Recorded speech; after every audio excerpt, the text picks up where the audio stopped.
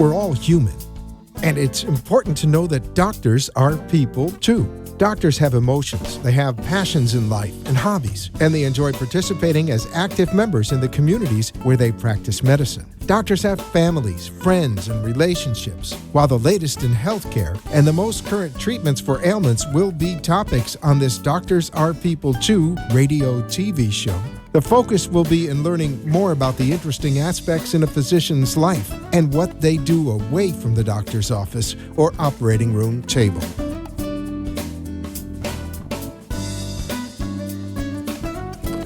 Hello, South Florida, and welcome. South Florida and beyond, and globally on the iHeartRadio app. Welcome to Doctors Are People Too.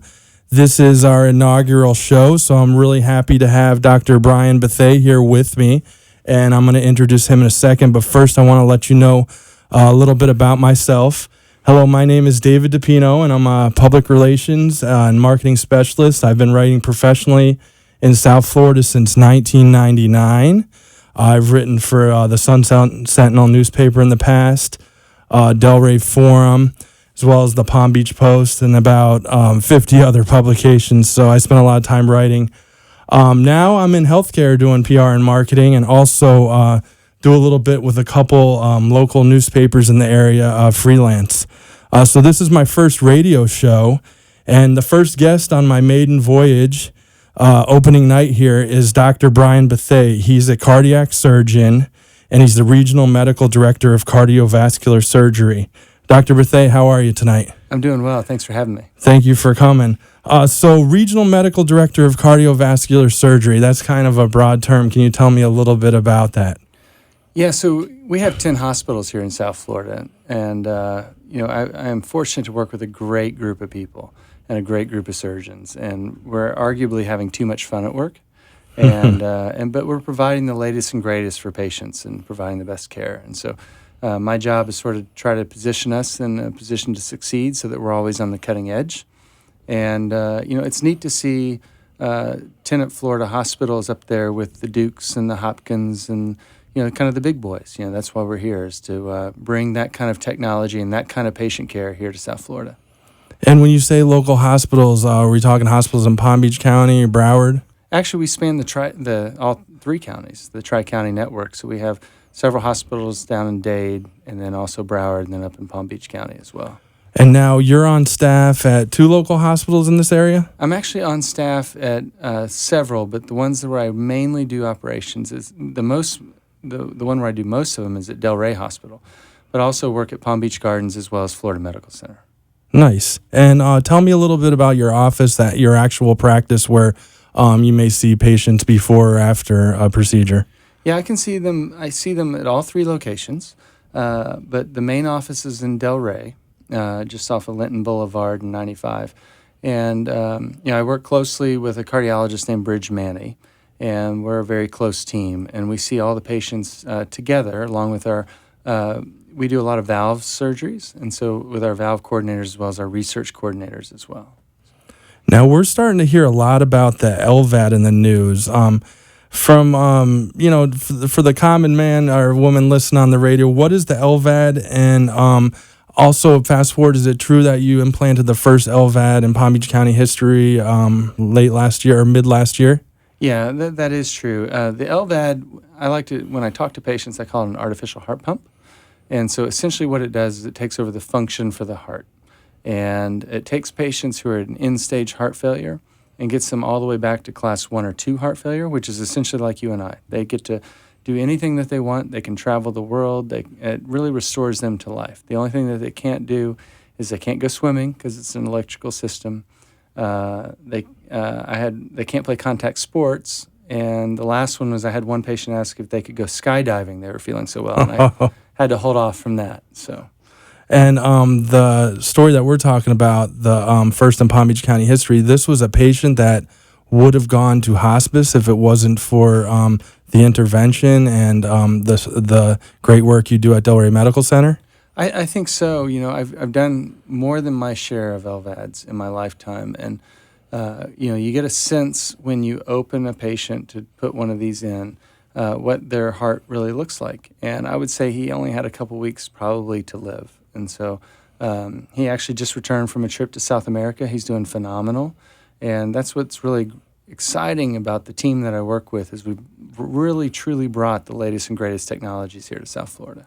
And can you talk a little bit about that team? I read in the news that obviously the patient has to wear a harness with that mechanical pump, but then there is a transplant cardiologist that oversees the patient, I think, on a monthly basis? That's correct. And it's not just the doctors that are involved. It goes all the way to the nurses in the operating room, the ICU nurses, the floor nurses, physical therapy, occupational therapy, respiratory therapy.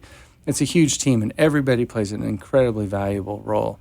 And we're very fortunate at Delray Medical Center to work with some of the truly phenomenal and fantastic people that I've ever worked with. And I've done this at a lot of different places. And I think I also read about the patient. He's a photographer, and he took pictures of just about everyone. A 12-person team there he was telling me about. That's right.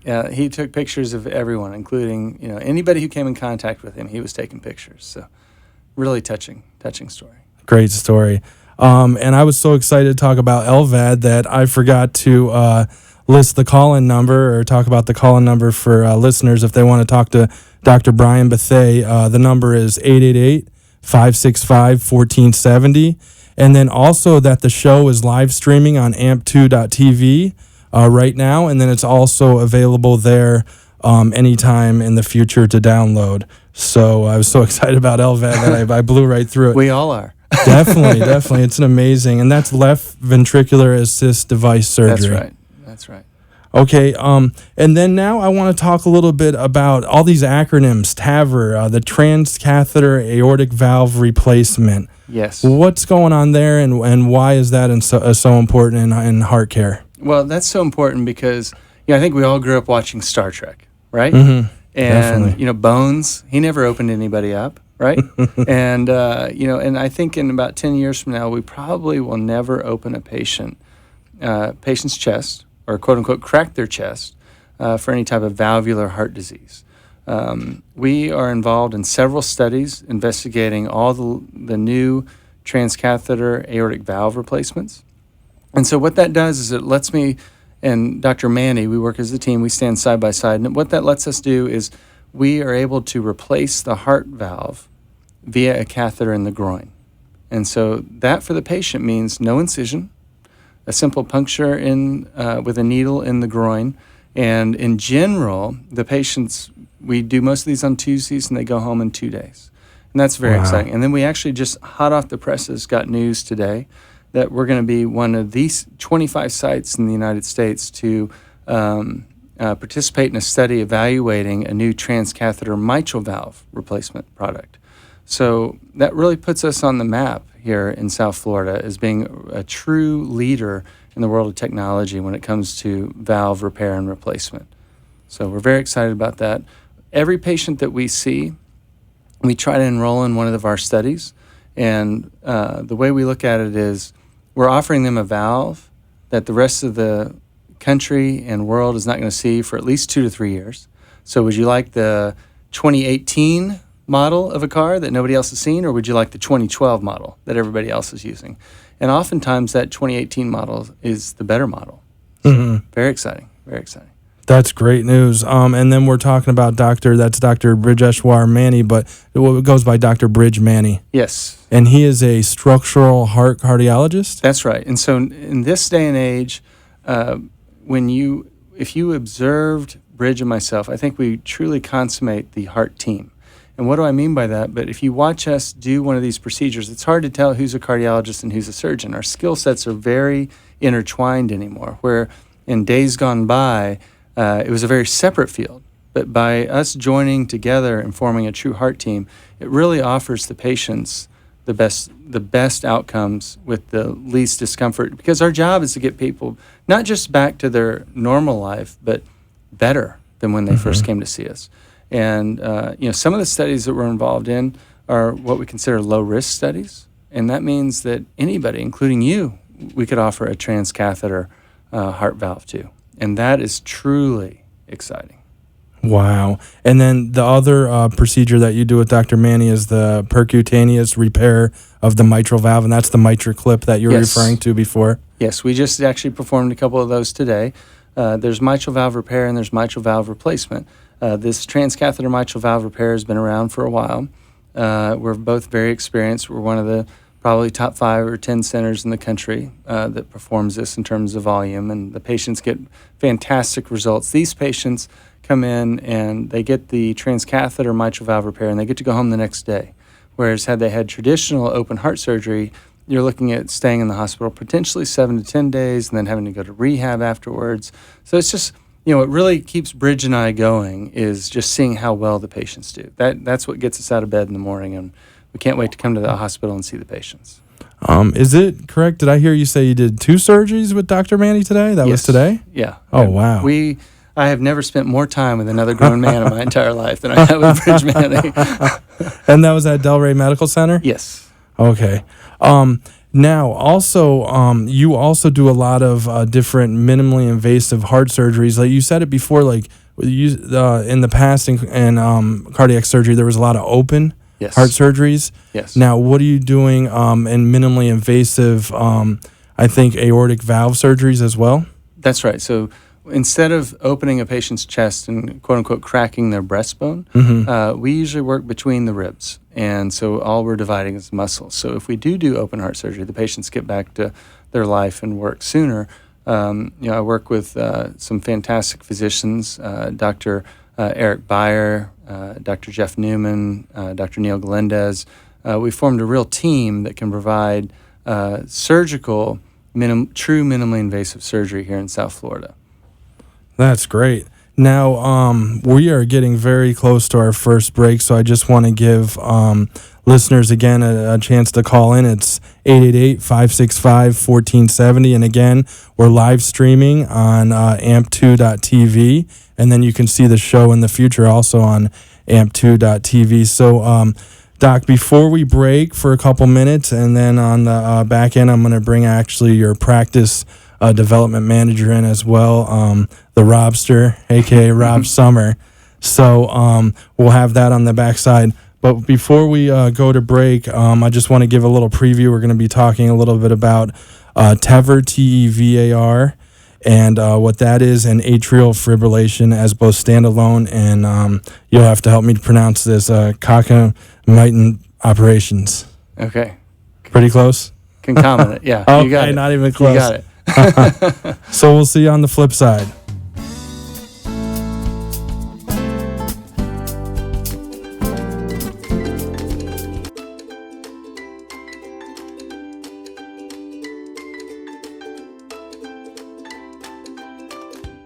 My dad is a cardiologist, and so I have 2 brothers, and we were all equally painful to my mom.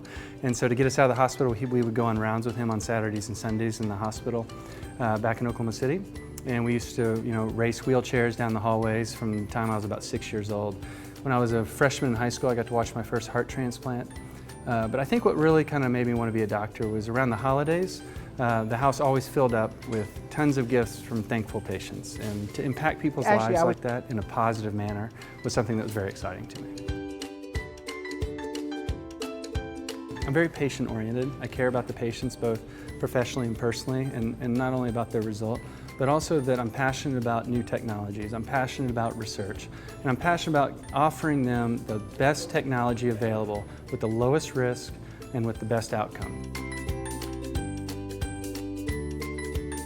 What you want in a physician is someone who is personable, works as a team, embraces new technology, is clearly accomplished, but I think most importantly is somebody who you get confidence in. And the way I would have confidence is if I had a condition, I would read as much about it as I could before I showed up, probably off the internet, and then ask very directed questions. I do a lot of exercise. Running is what I use to kind of calm my brain down and kind of sort my thoughts out. So I enjoy, I just will put my shoes on and go for a run, and then I do mix in a little bit of yoga. Something probably not many people know about me. I keep that on the down low, but so I do some yoga, and I go to the gym like most people.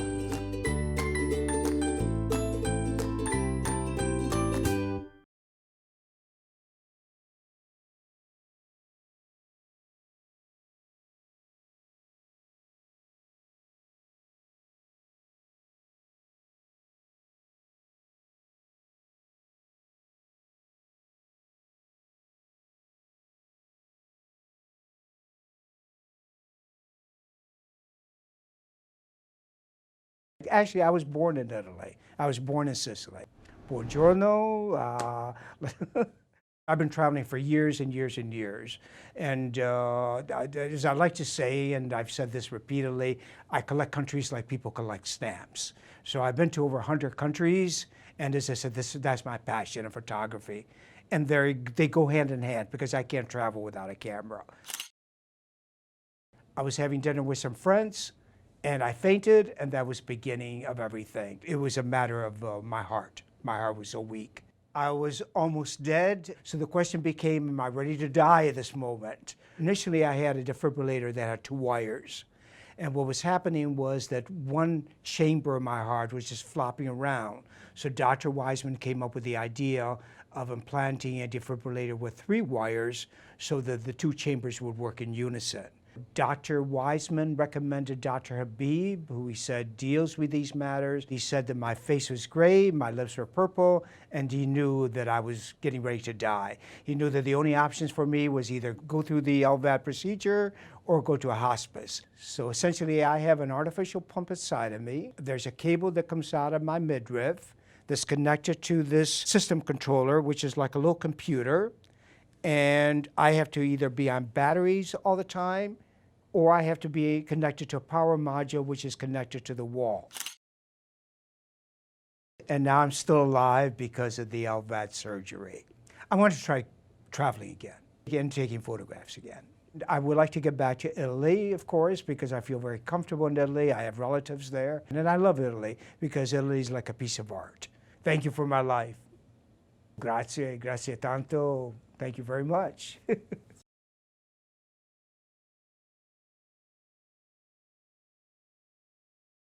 Regional Medical Director of Cardiovascular Surgery for Tenet, Florida. Dr. Bethea attended medical school at the University of Oklahoma Health Science Center in Oklahoma City, Oklahoma. Internship at Johns Hopkins Hospital, Department of Surgery in Baltimore. And residency at the Johns Hopkins Hospital as well. And then did his fellowship at Johns Hopkins in cardiac surgery research and cardiothoracic surgery. Well, I can't think of a better person to have for my first show. I mean, we're hitting it out of the park here, Doc. Thanks again for coming back. Thanks for having me.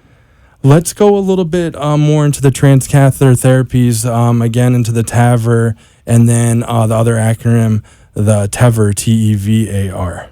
Yeah, so, we're very passionate about fixing patients from the inside out because they simply do better.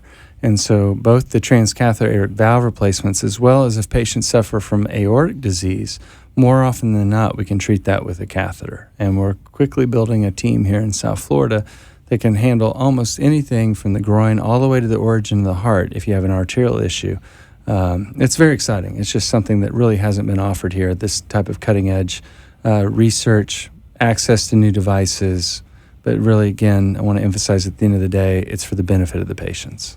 And then also for atrial fibrillation, I've read about recently so many different ways of treating AFib. In your areas of interest, what do you focus on?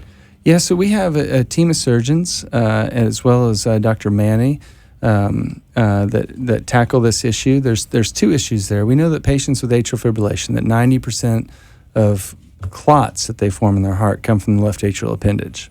And that's what leads them to stroke, which is really one of the big issues with atrial fibrillation. So Dr. Manny is very skilled. He's been doing this for a long time about occluding the left atrial appendage from the inside out with a device called the Watchman device. And that gets rid of the appendage, which then lowers their stroke burden. If there's anatomical issues where he can't do that, then either any one of the surgeons, but mainly Dr. Beyer, Dr. Newman, or Dr. Glendez can take a small clip and clip the appendage from the outside. Further, from a surgical standpoint, we partner with our electrophysiologists, and then the patient's again getting the best of both worlds because it's a heart team approach. And so we provide our skill set from a surgical standpoint, they provide their skill set from an electrophysiology standpoint, and we have about an 80% success rate, maybe a little bit higher, of getting someone out of atrial fibrillation. So what does this mean to the patient?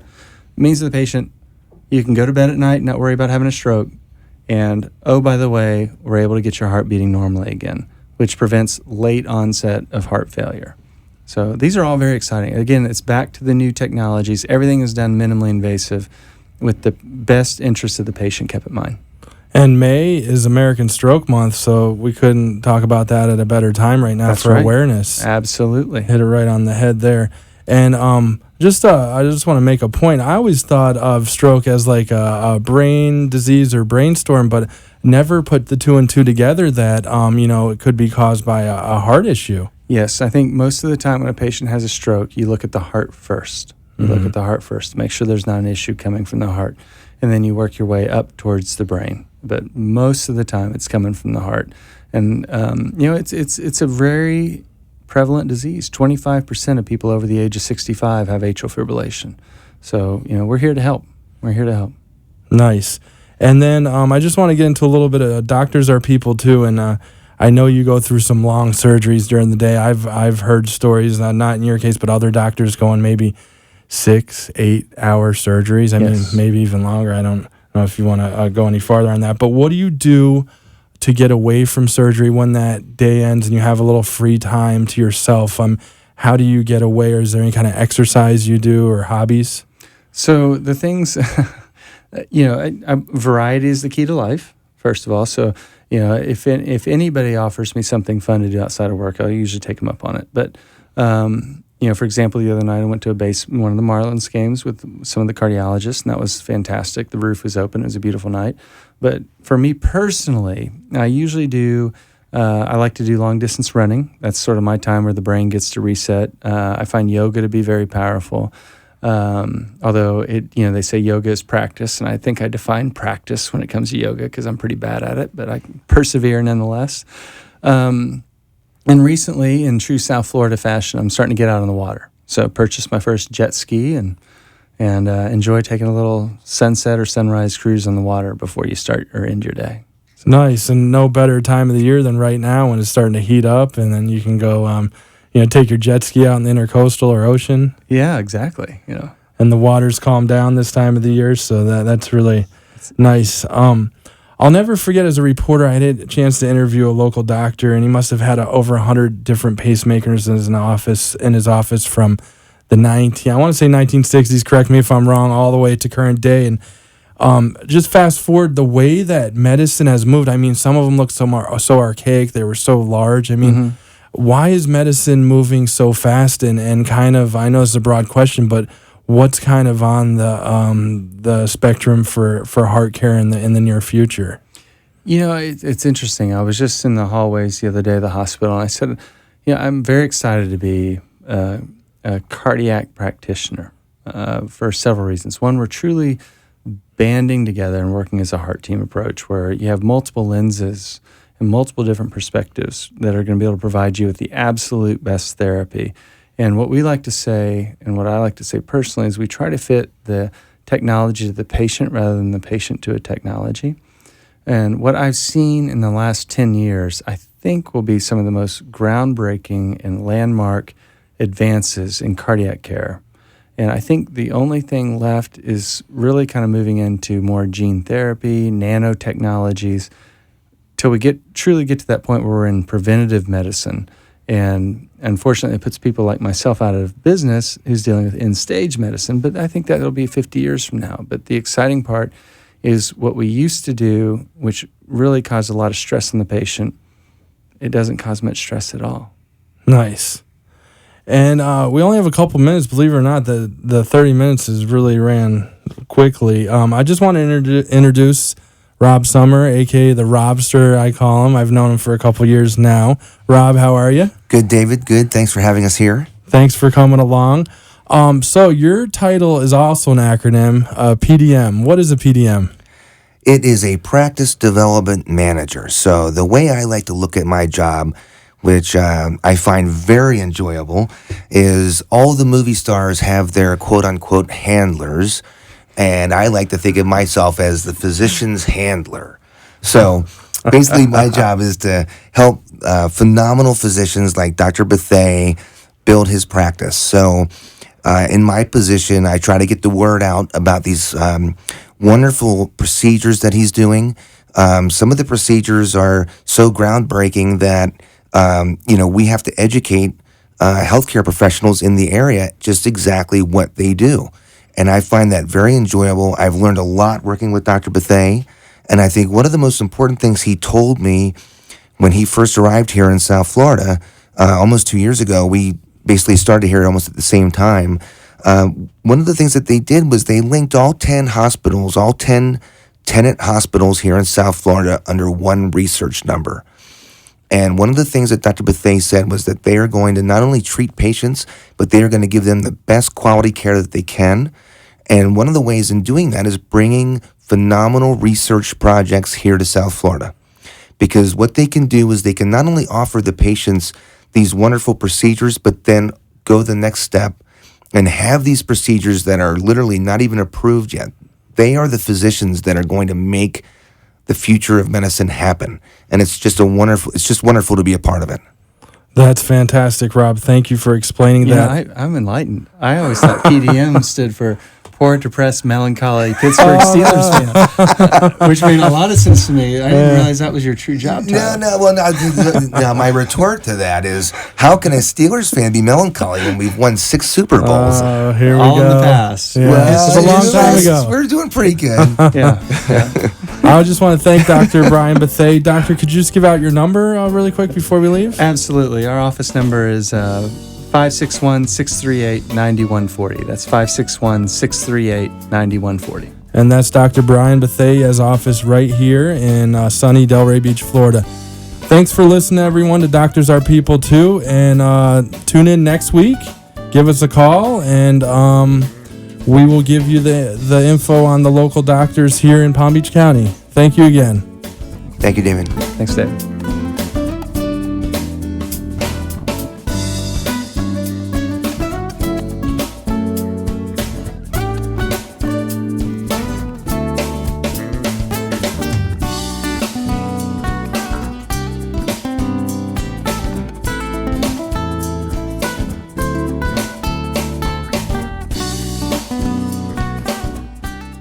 Thank you for listening and watching Doctors Are People Too with David Dapino.